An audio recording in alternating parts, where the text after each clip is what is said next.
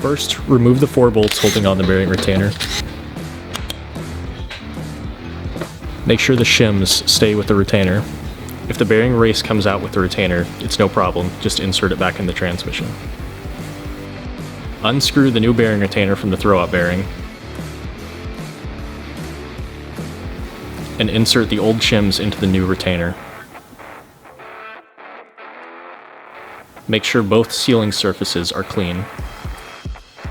Use a small amount of grease to hold the shims in the retainer. Apply a bead of silicone around the sealing surface and make sure it's spread evenly across the entire surface. Install the new bearing retainer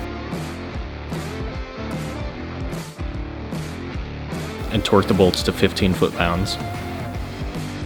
Once the new retainer is installed, make sure the shaft turns freely and does not have excessive left to right movement. And now you are good to go.